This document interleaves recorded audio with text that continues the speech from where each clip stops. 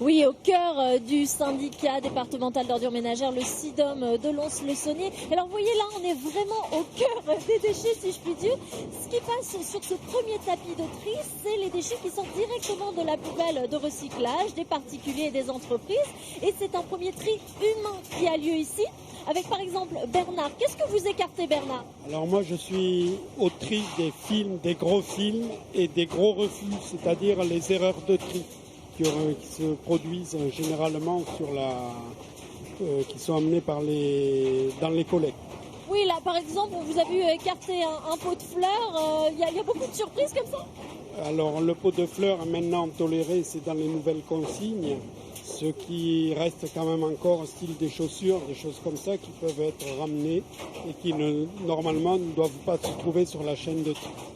Merci beaucoup Bernard. Là, on vous laisse travailler parce qu'évidemment le rythme est soutenu tout de même. Je rejoins Hubert Martin, vous êtes le directeur du SIDOM ici. Pourquoi c'est important que ce premier tri soit vraiment humain et visuel? Parce que seuls les hommes sont capables d'enlever les produits qui ne sont pas désirés, qui ne sont pas dans les consignes, ou qui pourraient gêner le fonctionnement des machines qui sont en aval. Ça, on n'a pas encore remplacé vraiment ce premier coup d'œil. On a beau essayer de mécaniser le plus possible, il reste toujours des objets surprenants parfois, par exemple, qu'on ne peut retirer qu'à la main. Des chaussures, un sac à dos, des jouets qui arrivent sur les chaînes.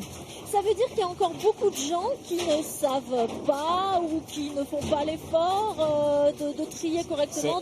Ça veut dire qu'on donne une consigne la plus élargie possible pour avoir le plus de matériaux recyclables possible. Mais en donnant une consigne élargie, on prend le risque d'avoir des déchets indésirables. C'est un risque profitable puisque du coup vous avez quand même beaucoup de matière qui passe par chez vous. Ah oui, tout à fait. On a privilégié ici le recyclage parce qu'on a une petite usine d'incinération aussi qui ne nous permet pas de traiter toutes les ordures ménagères résiduelles. Donc c'est un inconvénient ici au SIDOM. On avait peu de moyens de beaucoup brûler, alors on s'est dit qu'il faut faire beaucoup de tri. Effectivement, c'est une contrainte que se sont donnés les Jurassiens. On fait une petite usine d'incinération et en contrepartie, on fait tout pour favoriser le recyclage.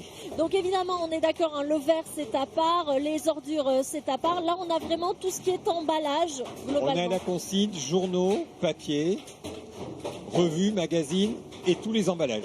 Et on va voir par la suite quels sont les nouveaux investissements.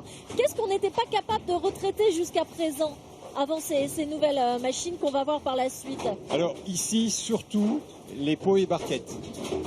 Parce que les sachets, les films et les sachets, on les trie déjà depuis très longtemps, pratiquement 20 ans. En revanche, on élargit la consigne depuis la semaine dernière aux pots et barquettes, les pots de yaourt, les barquettes de margarine, les barquettes de jambon, les barquettes de tomates, etc. Et ça représente beaucoup de volume? Et ça représente beaucoup plus de volume que de poids, surtout.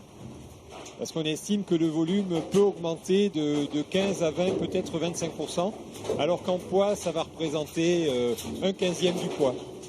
Eh bien, c'est ce qu'on va suivre. Donc, dans une deuxième étape, Muriel, vous allez voir les nouvelles machines, les nouveaux investissements qui, je vous le rappelle, fonctionnent encore progressivement.